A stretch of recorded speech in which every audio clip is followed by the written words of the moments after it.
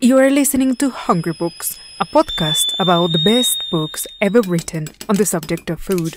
I'm your host, Rocio Carvajal, food history writer, cook, and author. And each episode, I present a book that will change your life.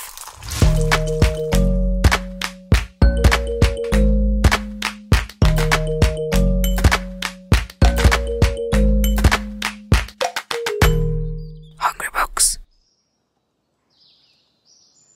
It is amazing to think that a single fruit cultivar has the power to unlock the history of empires, agriculture, gastronomy, humanity's spiritual relationship with nature, science, rituals, fashion, and leisure. But that's what apples do. They have fed our fascination with controlling nature and driving our obsession to develop scientific methods to achieve it.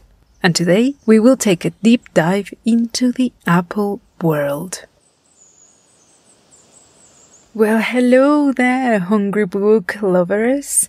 I am getting things back on track on this side of the microphone, just as the world seems to finally begin to get a hold on an actual chance to control this pandemic. Hooray! Nature hasn't wasted any time making the most of the absence of our annoying presence and took a much-deserved break.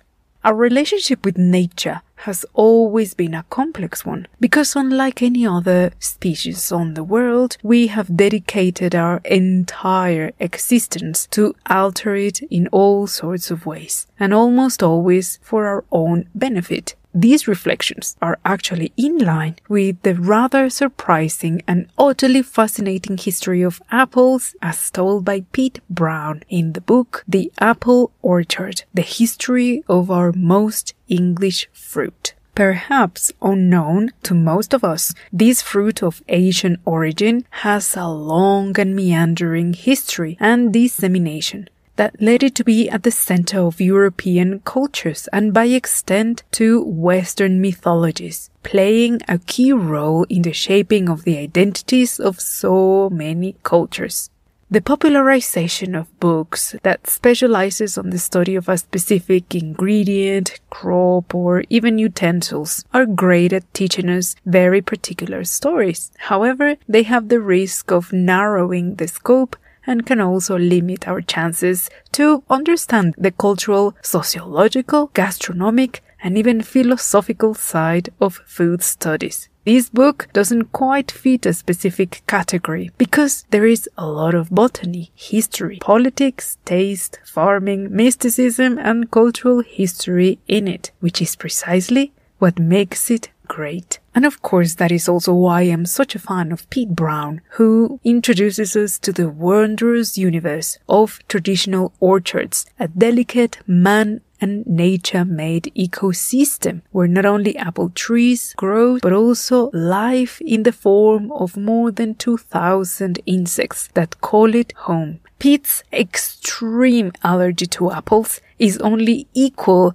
to his passion for the craft of apple cultivation and traditional cider making. His critically acclaimed books have become key references to understanding the history of drinks, drinking, and brewing in Britain. So, make sure to grab an apple, or even better, a pint of cider, and let's get on with the show.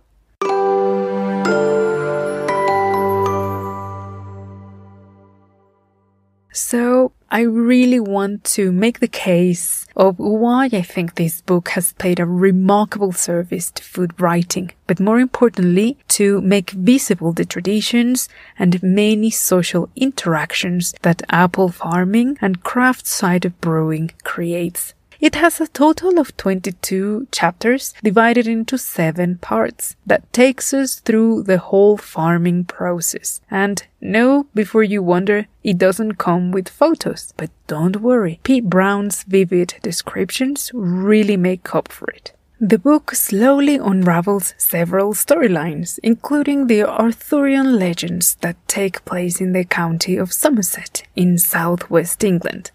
The intertwined Celtic and Norse myths that attributed apples supernatural powers of wisdom and eternal life, and it explores why for England and also, curiously, America, apples seem to be at the core of their national identity.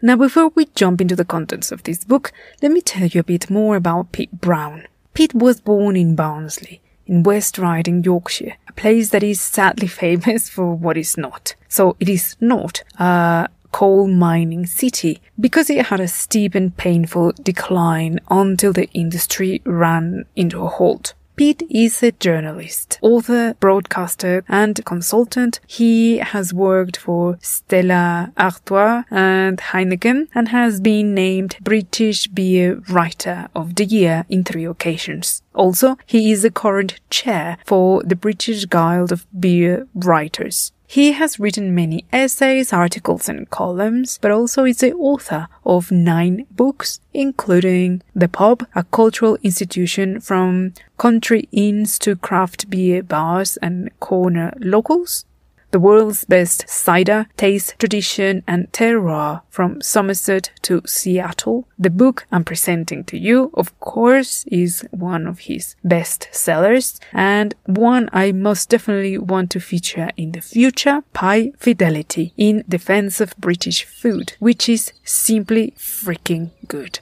Right then, so let's see what's inside this book that brought us here today.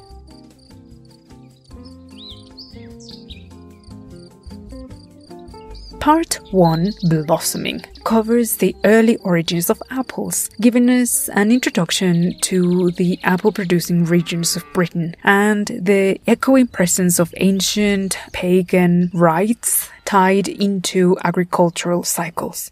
And this part also takes us back to the Old Testament and untangles a very confusing yarn ball that are oral traditions, allegories, and centuries of bad cultural translations. In part 2, Fruiting, he explains that this is an activity that occurs between May and June. And on this part, he takes a closer look into the botanical characteristics of apples, which are members of the Rosaceae family, but oddly enough, neither roses produce such delicious fruits, nor the blooms of apples smell remotely similar to common garden roses. And beyond biblical parables and religious rhetoric around apples, Brown and many others before him have been sufficiently intrigued to ponder and try to find clues about the possible actual location of the Garden of Eden. Spoiler alert, there is none. But in any case, it seems that if it ever existed one, it was likely to have been located somewhere between modern-day Egypt and Palestine. Part 3, Ripening. It opens with a fantastic crash course in the transition from the domestication of edible plants to the fine art of horticulture, by which specialized farmers manipulate the genetic stock of plants to create hybrid cultivars. We are specifically introduced to the art of grafting, known and perfected by the Romans over 2,000 years ago. But, Pete reminds us, creating new cultivars from existing varieties with scientific precision is a far from over activity, as the East Malling Research Station in Kent can proudly ascertain. Part 4, Harvesting. Moving forward in our agricultural calendar, we reach September and October, where the year's hard work, if done properly, will pay its dividends. We begin with the legend of King Arthur, the cornerstone of the nation's myths of origin. What does it have to do with apples, anyway? Well, in short, everything. For any fan of Arthurian legends out there, you might remember that is Avalon, the place where Excalibur, the famous sword, was forged. Avalon, where the King Arthur was taken to recover from mortal wounds after the Battle of Camlan, and Avalon, where he returned later in life to either die or live for eternity, depending on which version you read. But the important thing about Avalon is that it was an island surrounded by either a lake or marshes in which many trees grew, whose magical fruits had the power of healing and even possibly granting immortality. Those fruits are, of course, apples. Later, we go again on a road trip, this time to a hill known as Glastonbury Tor, to visit none other than the famous Avalon Orchard, now run by the National Trust. And from there, ahead we go to another apple-producing region that is in Hertfordshire, next to Wales, where we learn about the history of apple picking and its dependence on itinerant workers that will travel the country harvesting all sorts of produce. And to this day, this hasn't changed much. Now, bear in mind that this book was published in 2016, before the word Brexit even existed. So, when reading this section, it becomes all too evident the blow that the end of free movement will bring to the agro-industry in the UK. Also in this section, he highlights the super modern obsession with perfection and crop uniformity that only adds up to the stress for farmers who are subject to a very flawed market that severely punishes them when they let nature get away with quote-unquote imperfections. Part 5. Celebrating. We get to know and understand the importance of the Victorian and Edwardian obsession with amateur apple cultivation that resulted in the creation of hundreds of cultivars listed in the National Fruit Collection, which was first published in 1826. And we also get to discover the history of England's most loved cooking apple, or one of them, which is Bramley. We discover that we owe this delicious cultivar, queen of crumbles, pies and chutneys, to a young Victorian lady from Suddle in Nottinghamshire. And although modern-day British folk don't grow apple trees nearly as much as they used to do 220 years ago, there are still hundreds of harvest festivals all around the kingdom. Part 6. Transforming. October and November are hectic months for apple growers, as they have to work quickly to harvest and sell or process apples. However, the modern-day global demand means all fruit crops, not only apples, are harvested early and quite often stored in oxygen-deprived facilities to preserve them for longer than a year before arriving at your local supermarket. And then we reach Pete Brown's truly favorite part, brewing. Natural fermentation, you see, is a natural process discovered by humans thousands of years ago. And since then we have mastered the fine art of controlled brewing for purely hedonistic goals. Of course. And we're educated in the delicate art that is craft brewing, simply known to our ancestors as cider making. Like with beer or wine, apples also reflect the characteristics of the terroir in the specific type of acidity, sweetness, and tannin that can produce a juice that is sweet, sharp, bitter, or bittersweet, a rainbow of flavor possibilities that you simply don't get in commercially mass-produced cider, with added preservatives, stabilizers, flavors, and color. Yuck.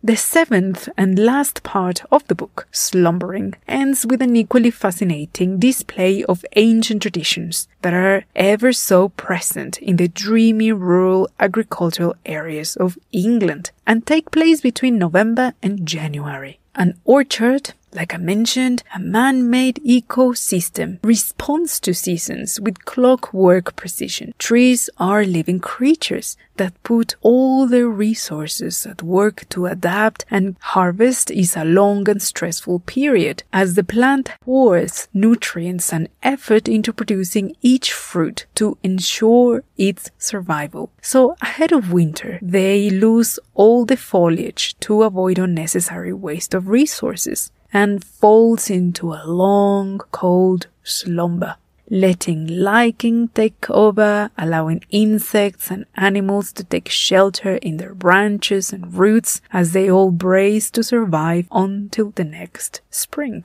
This slumber of the trees is called a state of dormancy, in which horticulturalists need to provide extra care to look after them and keep the trees healthy while they can't fend for themselves. So root pruning is a key part of this, and we learn that it involves a carefully trimming of branches and roots to remove damaged areas and to help the trees concentrate nutrients even more. Also, grafting takes place in this period, that is combining rootstock with stems to help maintaining the genetic diversity and give apple trees a fighting chance to continue building natural resistance against pests and other threats. And this will force a strong reaction from the tree, and in the springtime they will regrow even more vigorously as they will search to harvest light and feed from the rich soil.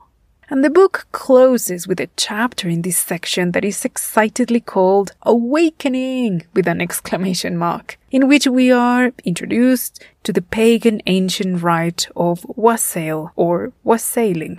The word itself is an Anglo-Saxon greeting that translates roughly to wishing someone good health. It was also used as a toasting phrase, and to make things more confusing, it is also the name of a ritual by which farmers gather at apple orchards to drink, sing, dance, and give trees a good beating, to ensure a good harvest for the coming year, of course. Folk traditions are still going strong in many parts of the kingdom, especially those tied into the farming cycles in rural areas. Eccentric as it might seem, there is a clear logic into wassailing practices. It does have a ritualistic connotation by which the whole affair is guided by a druid, not a full-time druid though, these are modern ones that also have day jobs, and a virgin wassail queen, usually a local beauty chosen for this celebration. At some point, there is a solemn toast, and it is offered to the orchard. So cider is poured on the roots of a tree. Then boys carry on what is called the apple howling, using sticks to beat the trees. Now, before you get alarmed, the author warns us that folk historians have thoroughly explained this ritualized practice, rooted into the nothing glamorous but very necessary activity of waking up unsuspecting insects who have crawled into the roots and bark to hibernate. So they run away in a disoriented panic, preventing with this any potential harm to the trees while they still remain dormant. There are also a whole lot of different characters that take part in the wassailing, like Saint George, the devil, musicians or mummers, and Morris dancers. And I bet you're pulling faces thinking like, whoa, what are you talking about? So, mummering and Morris dancing are both activities in which people dress in special costumes, and in the case of mummering, they perform classic tales, while Morris dancers play instruments and do specially choreographed dances. These two practices date back to the Middle Ages. Let me play for you an audio from the John O'Gaunt Morris dancers. The wassailing day in a community orchard in Lancaster back in 2013.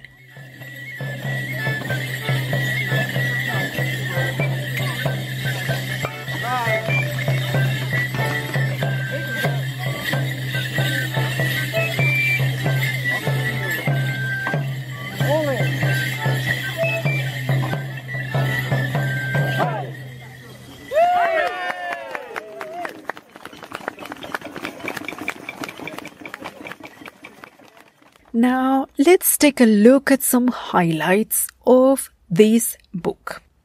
I really enjoyed learning that in the modern-day region of Kazakhstan is where people domesticated apples and have been enjoying them for at least 4,000 years. And while cereals really took over the light spot on the agricultural revolution of the Neolithic, apples, like no other fruit, were indeed granted an unmatched symbolic role across cultures and continents, even across time.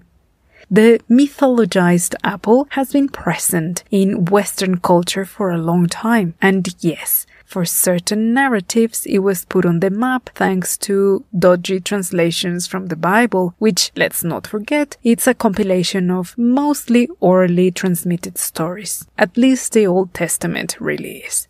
So let's explore more about this. Pete Brown tells us that the alleged Garden of Eden, on a closer look, is really an orchard where Adam was put to look after it. Now, you know how the story goes, and about the restrictions imposed and how reverse psychology worked at its finest. But then, how can we be so sure that the forbidden fruit was indeed an apple? Because, the author says, for all we know, it could also have been a fig. Some other people have suggested that there could have been a pear or a citrus, among many other strong contenders. But the fact is that someone decided that it was an apple, and the rest became stuff of legends. From Sir Isaac Newton's famous epiphany about the theory of gravity, William Tell's don't try at home archery trick, Snow White's temporary fall down, the Beatles' own record label, and all the way to Macintosh's Apple logo.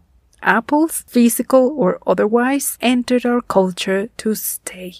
And the book also tells us of some other rituals, including Beltane. And if there's any weekends listening, I bet you are squeaking in glee. To understand this ancient practice, Pete Brown takes us on a road trip to the Green County of Hertfordshire, where New Age rituals collide with reimagined Druid traditions, summer solstice, apple orchards, and New Age hippies. What more bricolage can you ask for? But what exactly is Beltane? Beltane is celebrated between the spring equinox and the summer solstice, making the transition from spring to summer, which is welcomed at dawn. This festivity is of Celtic origin, and it was used to celebrate the goddess of fertility. People used to make bonfires, present offers, play music, and dance, among other things.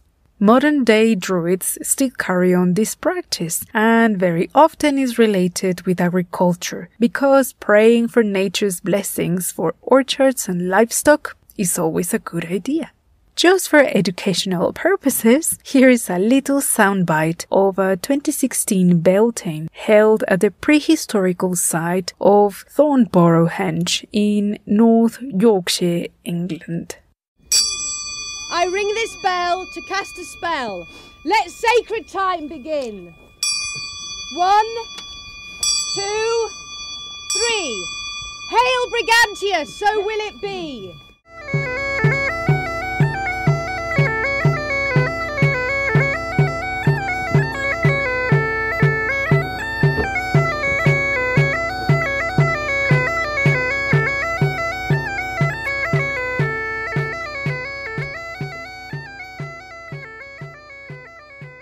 Now, I am almost sure that many of us have seen the efforts from farmers and chefs championing seasonal and organic eating. The truth is that most of us urban dwellers buy really whatever is available and what we can actually afford. Added to that, the food industry has taught us that fruits must always have a consistent size, taste, texture, and even have a perfect size for our lunch boxes. And if any of these characteristics seem remotely different, that means that there's something wrong with it. Well, the book actually does a good job at educating us about this and how harmful it is for farmers. Also, we are introduced to the 3 flavor dimensions of apples. So let's take a closer look on that.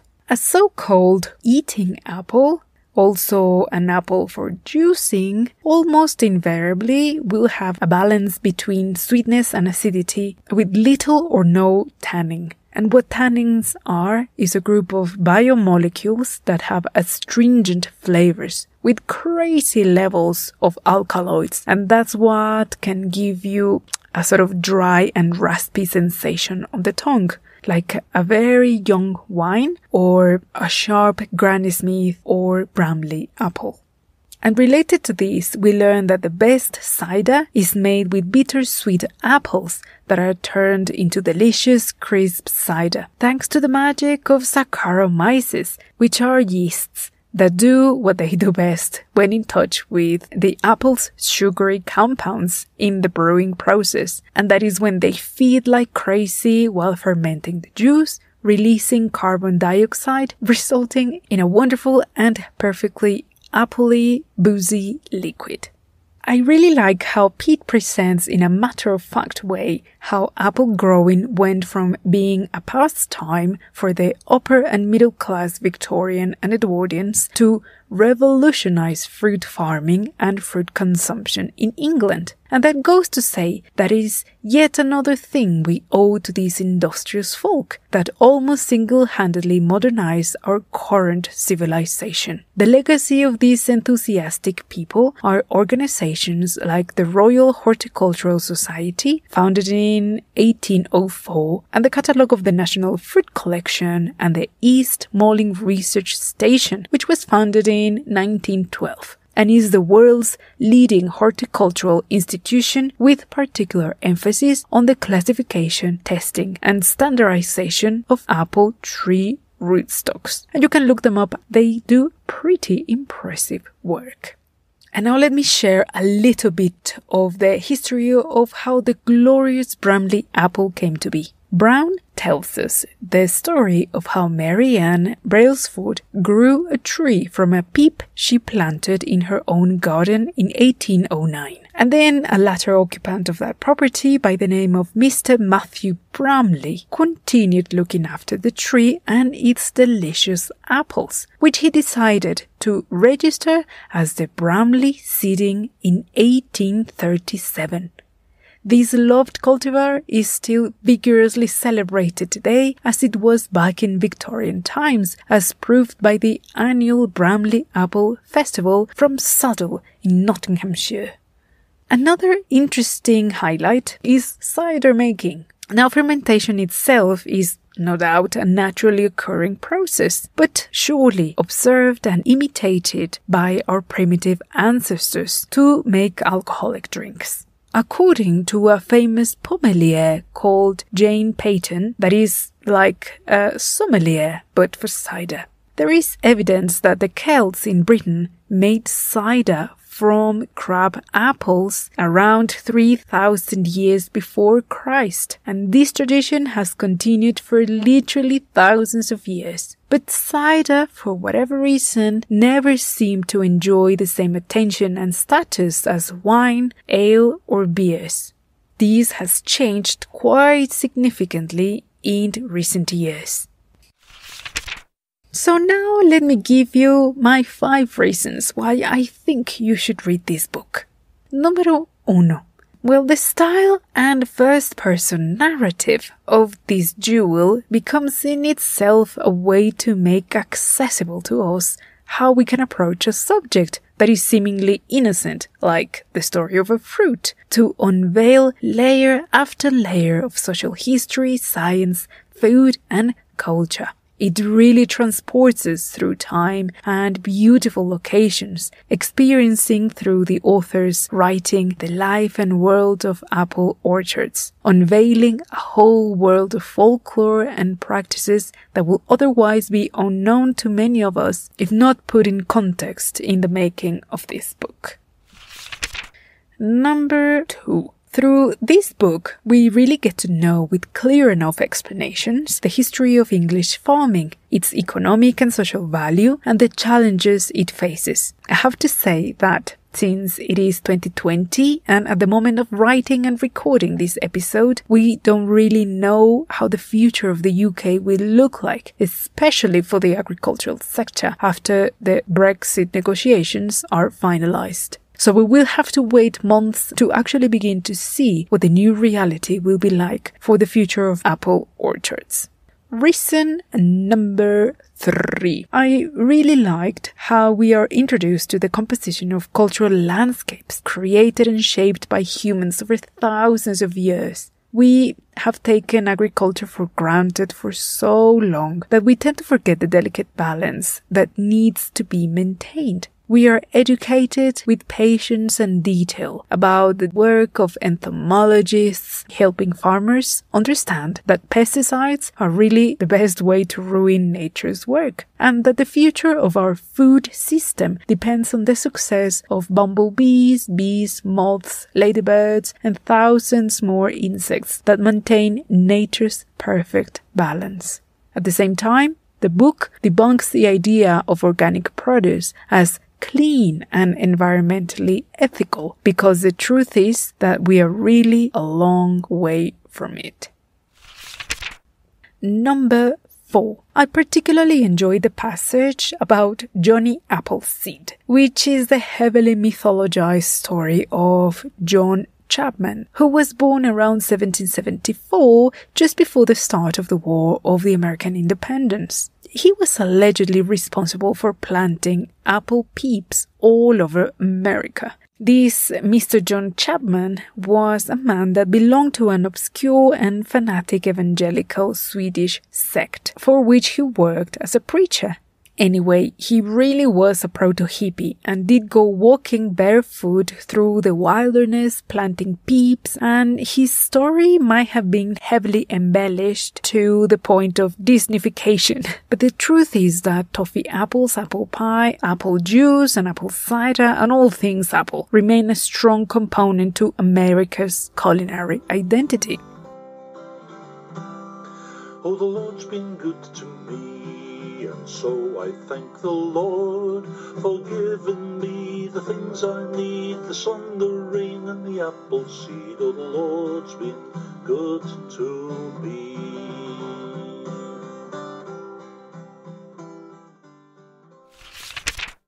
And last but not least, reason número 5. Let me read a lovely passage. So here we go. The buds in the orchard are tight and scaly, like the spears of dragon claws. A few weeks from now, they will begin to swell and develop a grey fur known as silvertip. As the bud pushes open, the first shoots will appear in a tiny silver or green tip. They emerge in tight clusters as the days grow warmer. New trees will be planted too. On the trees, leaf buds and blossom buds will start to look very distinct from one another. Tiny individual leaves, known as mouse ear, will begin to appear. The clusters of blossoms will separate out. Finally, they will crack to reveal king pink, the first thing of the riot of color to come. And the cycle has begun once more.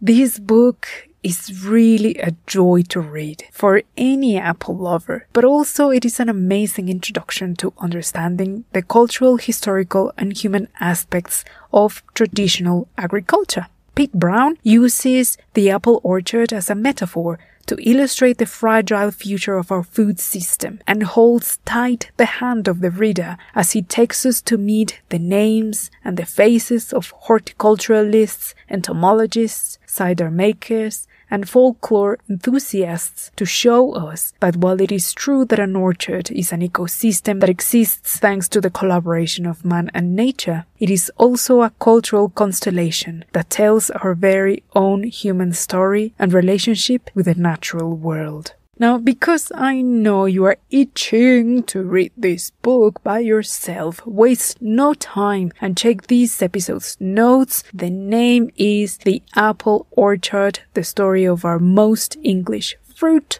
by Pete Brown.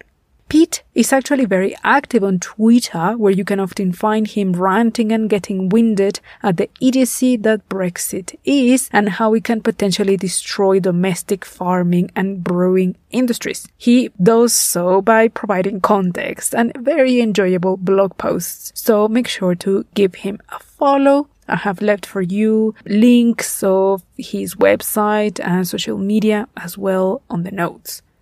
Thank you for listening to this episode of Hungry Books, which was written and produced by me, Rocio Carvajal. The show will return next January. In the meantime, if you didn't know, I also produce Paz de Chipotle podcast, which is a show about Mexico's gastronomic traditions, and there is a link for you to check it out. And finally, I would love it if you could help me get the word out about this podcast, share it with someone. You can write a little review, rate it with loads of stars, so more people can find it and enjoy it. Also connect with me always and forever on Instagram. Find the show as Hungry Books Podcast, or also you can follow me on my other account, rocio.carvajalc, and my email is hello@pazdechipotle.com. Well, stay safe this winter. Make sure to get loads of apple cider to see you through. Binge listen to previous episodes, get the books, and, well, let's just count the hours until 2020 is finally over. Well, that's it for me and for this episode and this year.